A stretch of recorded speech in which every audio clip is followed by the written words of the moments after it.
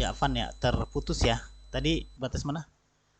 Ya, tabel pergerakan alam di alam. Tadi elemennya kayu, api, tanah, logam, dan air, gerakan dan seteritu, ada arah, ada warna, dan seterusnya. Ini hanya melambangkan saja dari setiap unsur alam tersebut.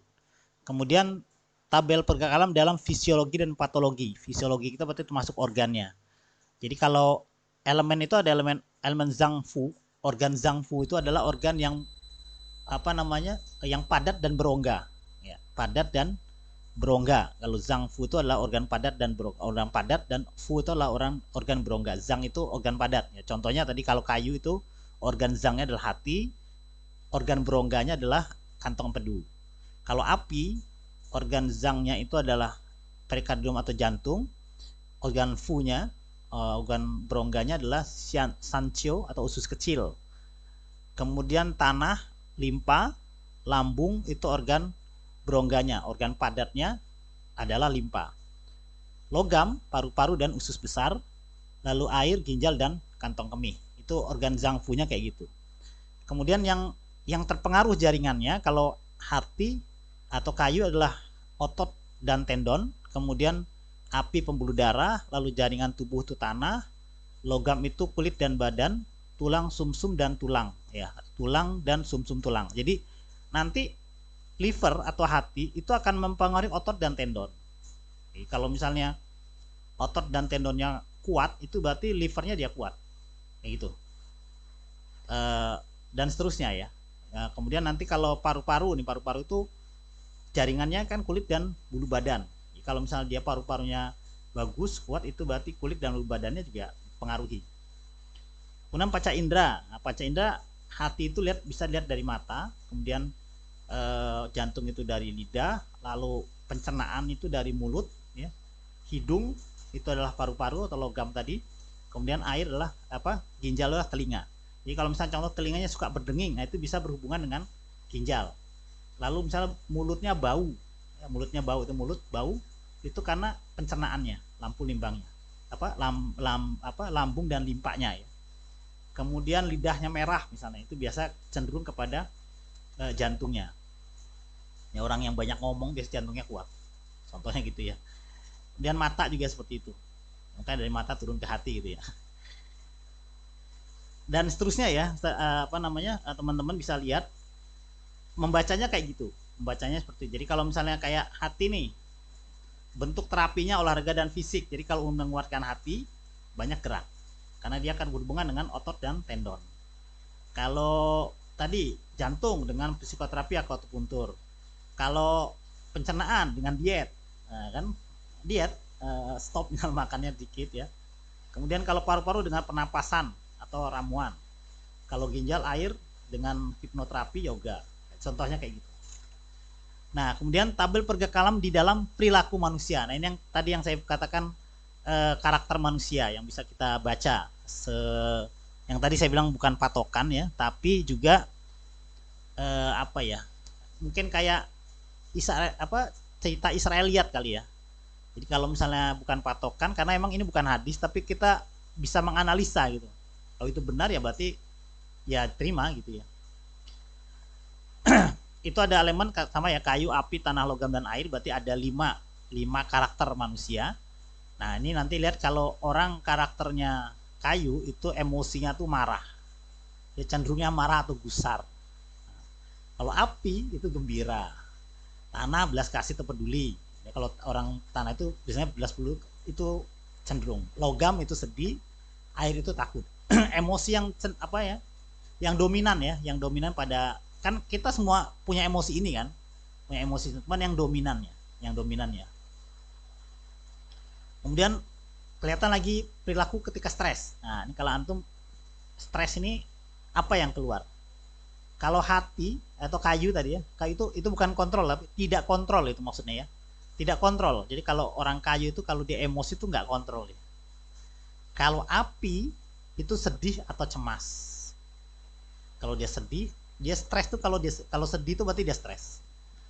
Nah, kalau tanah itu keras kepala atau kaku. Stres itu dia keras kepala, kaku. Kalau logam penolakan. pokoknya dia nolak aja semuanya, nggak nolak, pokoknya nolak aja. Kalau dia banyak nolak tuh berarti dia stres sebenarnya. Nah kalau air lah dia gemetar. Nah ini karakternya mudah marah tadi. Kalau orang kayu itu mudah marah. Kemudian kalau api selalu gembira, jarang sedih. Ya kalau sedih itu berarti dia stres ya.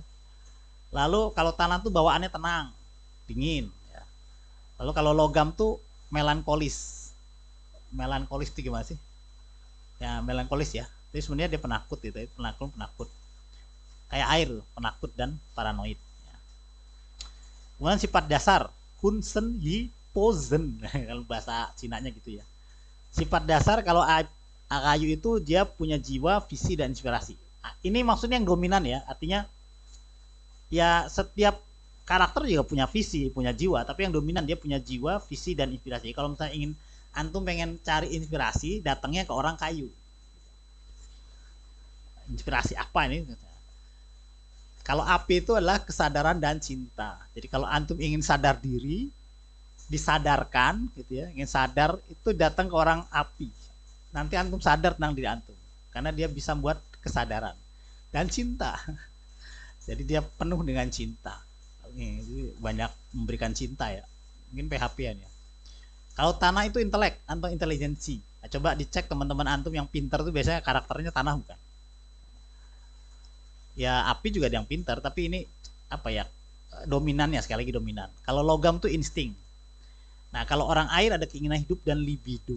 Nah, ini orang air tuh libidonya tinggi. Ya. Apalagi nih, terus fungsi sifat dasar, rencana keputusan organisasi itu baik, integrasi perbaikan kepemimpinan itu orang api. Makanya kalau pimpinan bagus orang api, kalau dia mimpin dia bagus. Kalau untuk merencana organisasi itu bagus orang kayu. Kalau mengingat, refleksi, memori itu orang tanah. Kalau orang gam apa tuh? Konsentrasi, pemikiran analitikal. Orang air tuh mempesona dan meditasi. Itu gitu ya. Dan seterusnya lah ya. Antum bisa baca lah. Insya Allah nanti seperti itu kurang lebihnya. Nah, kemudian dari gambar di atas pula ada prinsip mendasar yang bisa dijadi patokan dalam menerapkan organ dalam, dan dalam hal ini prinsip tidak dapat berubah selama-lamanya. Saya pertumbuhan pohon, kualitas kesehatan liver tergantung pada kualitas bibit, ya, kesuburan tanah dan kesediaan air, kesehatan ginjal berarti. Kesuburan tanah berarti kesehatan pencernaan, dan intensitas cahaya matahari berarti kesehatan jantung. Di pertumbuhan pohon, ini sekali lagi pertumbuhan pohon berarti kualitas kesehatan liver tergantung pada kualitas bibit genetik. Ini yang apa, cing tadi ya, bawaan. Kualitas kesuburan tanahnya berarti kesehatan pencernaan. Lalu ketersediaan air berarti ginjal, kesehatan ginjal nih. Dan intensitas cahaya matahari berarti kesehatan jantung.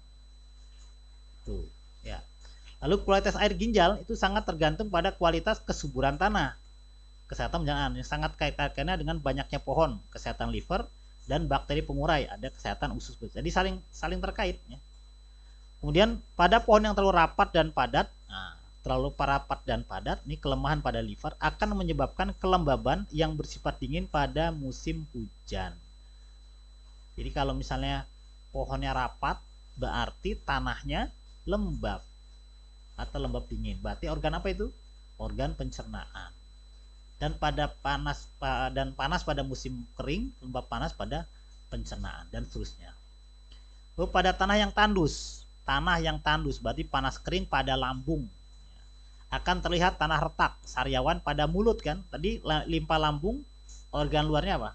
Mulut kan. Nah, jadi kering, tanah retak atau sariawan pada mulut. Kemudian pohon kurus dengan daun kecil dan kulit yang baru kasar, badan jadi kurus dengan kulit kering bersisik. Air yang sangat kurang dengan banyak bebatuan, haus karena tubuh kekurangan cairan, dan timbulnya batu empedu, ginjal, saluran kemih, asam urat, endapan kapur, dan seterusnya. Sederhananya begitu.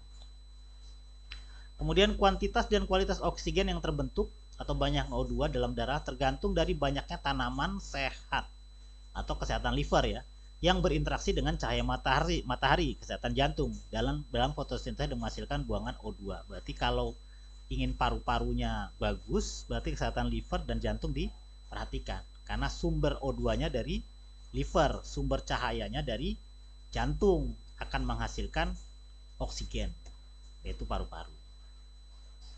Itu ya. Kemudian nih, contoh lagi. Daun yang gugur dari pohon, berarti rambut rontok. Terbagi dua, gugur karena kering. Dengan tanda daun kering itu getas, kurang air sih, getas ya, mudah gampang patah.